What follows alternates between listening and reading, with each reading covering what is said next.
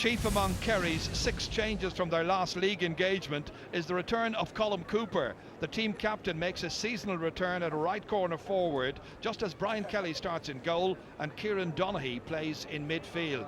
But there is a late change for the Kingdom today. Brian Sheehan will start in the middle of the park in place of Anthony Marr. Mayo surprisingly make 5 changes following their comfortable win over Dublin last weekend. Ger Cafferty was always expected to return at fullback, but today he's joined by Owen Riley from Castlebar Mitchells on a day when Jason Gibbons is given a start in midfield and Cillian O'Connor and Jason Doherty are included in the inside forward line. A minute's applause being observed here now for the late John Egan, who was part of the great Kerry team of the 1970s and 1980s and who won 6 All-Ireland medals. And it's for Dermot Hanifin Sr. as well, who also died in the last day or so.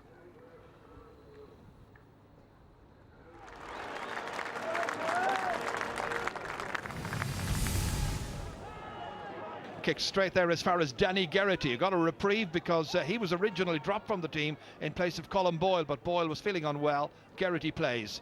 Here's Cillian O'Connor, one of the players recalled to the side. Jason Gibbons also getting his chance this afternoon. Geraghty again feeding it forward in as far as Jason Doherty, and Doherty opens the scoring here in Tralee. 3 minutes are gone. Jason Doherty, a man who got so many scores last year in the league, 7-6 in 5 matches. What a good start here. Kieran Donaghy, it's interesting to see that he's back in midfield. He's played in the half-forward line. Of course, he's played a lot of his football at full forward. And that passing routine has failed, and it's Jason Gibbons who intercepts. Hits it down into the corner towards Andy Moore, and lovely turn pass Owen Brosnan. Oh, it's into the side netting. I think some of the fans thought it was in the back of the net.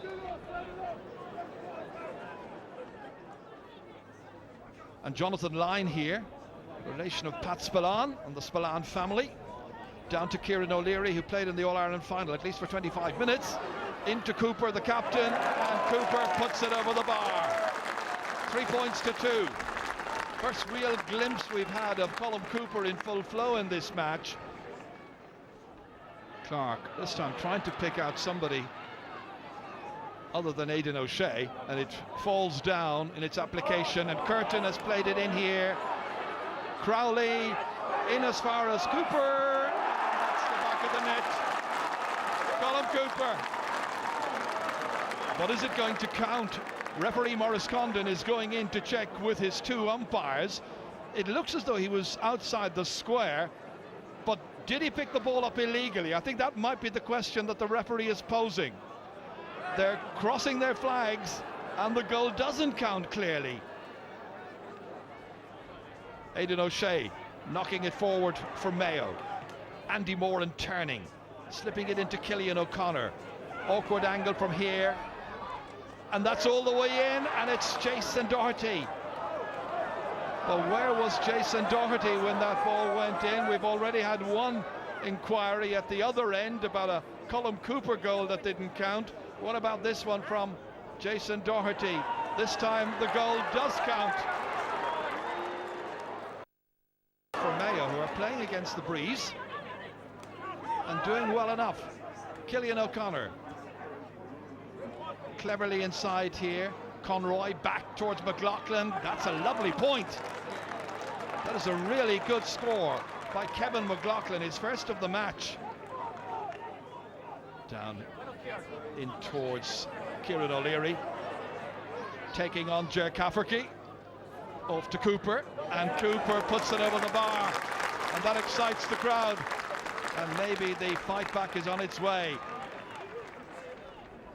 David Clark hitting it a fair old thump, but there are a number of players going where Aidan O'Shea goes, and Johnny Buckley got it down. Well judged initially there by Riley, but it's back once again with Curtin, and Paddy Curtin knocks it over. He looked very composed, very convincing, and Kerry now got the last 3 scores, and it's now won 8 to 6 points, and it looks a good deal better. Brian Sheehan's kick into the breeze towards Paul Galvin.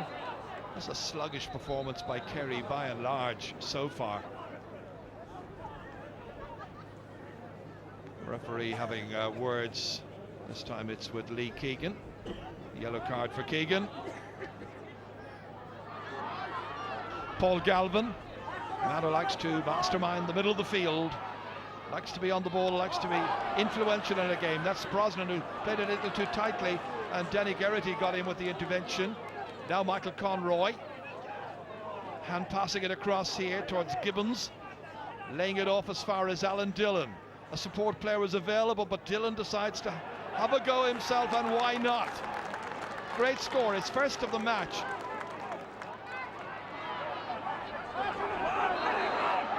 Here's Paddy Curtin, and the referee is holding up the play and whistling back. There was a foul there, and it's Lee Keegan who's already been yellow carded, and if it's a second yellow, he knows what to expect here. A look of disbelief on his face, but he's got a red card, and some 11 minutes into the second half, off goes Lee Keegan. Here's Declan O'Sullivan. All of the big guns have been taken off the bench. They might have expected a quiet afternoon in Tralee, but now there's some work to do. There's still plenty of time as that ball is kicked into space here. Curtin lays it off beautifully as far as Galvin, and Galvin makes little of the angle that confronted him and gets his first point of this Alliance League match. Brian Sheehan across here as far as the Kerry substitute, Mark O'Shea. Off as far as Peter Crowley. Crowley can take a point. Cooper could get a goal maybe. And the crowd looked for a penalty, and the referee waited dramatically before finally raising his hands out and signalling that it is going to be a penalty kick. Kerry need this against Clark. It beats Clark.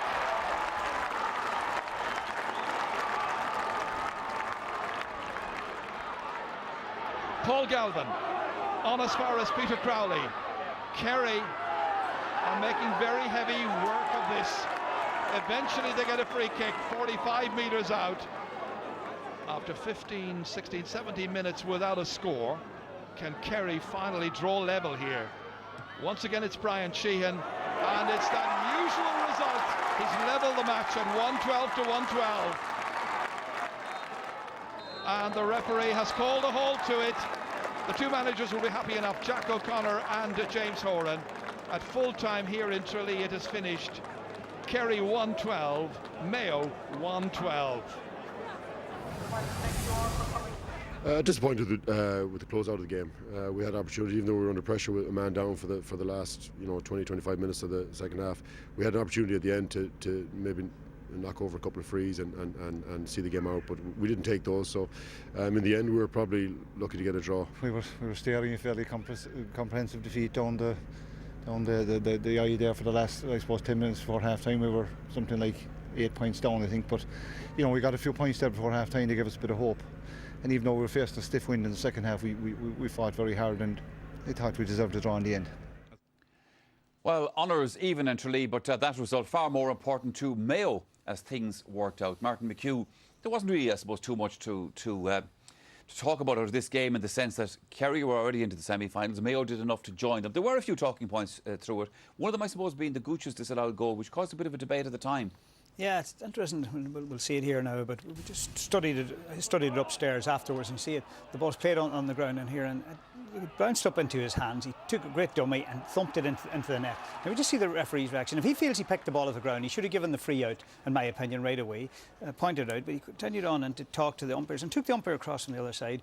Now some people can say he's telling the umpire to cross the flags, but I think that it's up to the referee to make the decision if the ball was picked off the ground or not. So it's not up to the umpires, and they make the call. We see it here. It's just, I feel it bounced up into his hands. I just think, Michael, it's a rule we should do away with in G anyway. There's no skill in it from that sense. If you want to chip it up in your hand, that's fair enough to do that, but allow them to pick up the ball on the ground. It speeds it up in that situation. I mean, if that had been a big championship game, it's a big call. Gooch is such a skillful player. You wouldn't think he'd pick the ball off the ground at any stage in it. Let's look at Mayo here, Martin, because they've come good in this league.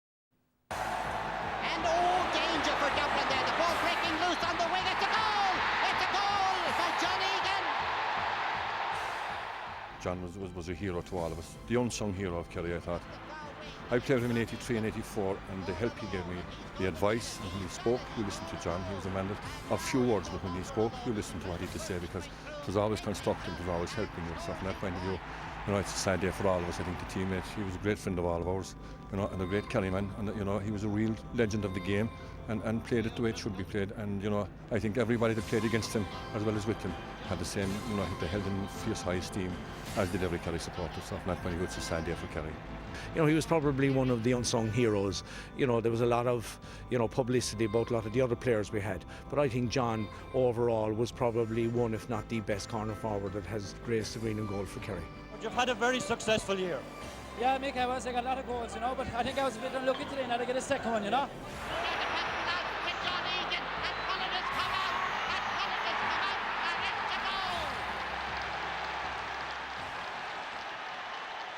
Yeah, John Egan, of course, who has passed away. Kevin, Joe O'Keefe put his finger on it there. You know, you had marquee players in that team, like Spillane, like Sheehy, like Jack O'Shea and so on.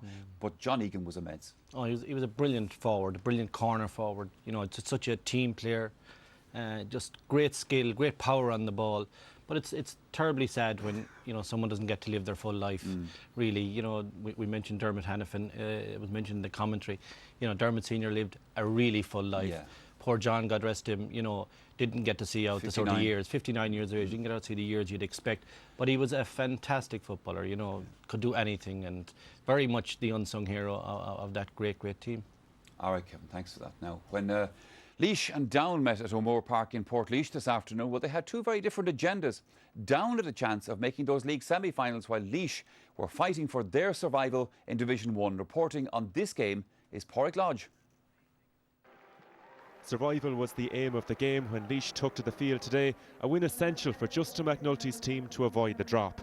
Down arrived in the Midlands with lots to play for too. Victory would put the Mourne men through to the semi-finals. There was a free apiece in the early stages, but we didn't have long to wait for our opening goal. Conor Laverty finished to the net to put Down ahead 1-1 to a point, 6 minutes in. Down were moving the ball well and added further scores from Arthur McConville here and from Aidan Carr. Laois's shooting was proving problematic. They posted 8 first-half wides. This point from Brenton Quigley, their first score from play, arriving in the 22nd minute, and at half-time, Down led by 1-5 to 5 points. The large group of Down supporters nearly had an early second-half goal to cheer, but Benny Coulter had to settle for a point. A concern for Down ahead of the championship will be a leg injury to fullback Dan Gordon, who had to leave the field 9 minutes after the restart. Then came the key score. Benny Coulter with the simplest of finishes, which opened up a 2-6 to 6 points lead for Down, and Down looking well on their way to a place in the semi-finals. Laois were struggling to keep in touch. Damien O'Connor's effort, one of only 2 points from play they scored in the second half, and relegation was looming large. Down could have had at least 3 more goals, but for some excellent goalkeeping by Owen Culleton. Mark Poland here eventually getting a point. Down finished in style. Ambrose Rogers' score contributing to a 7-point win and a place in the semi-finals as Laois make the drop. It finished Down 2-11, Laois 10 points. Yeah, we're happy to win, to be honest. We've scored a couple of goals, probably a difference between the two teams. If they had been removed, it would have been a completely different game. Laois kicked a lot of wides in the first half particularly and dropped a few into the goalkeeper's hands, which again, if they had taken those, it would have been a different game. But look, we're delighted to get a win. We're delighted to be in a semi-final, and any day you play in Croke Park usually isn't a bad day, but sometimes for us it is. I'm very disappointed. We believed firmly that we were going to get a result here today.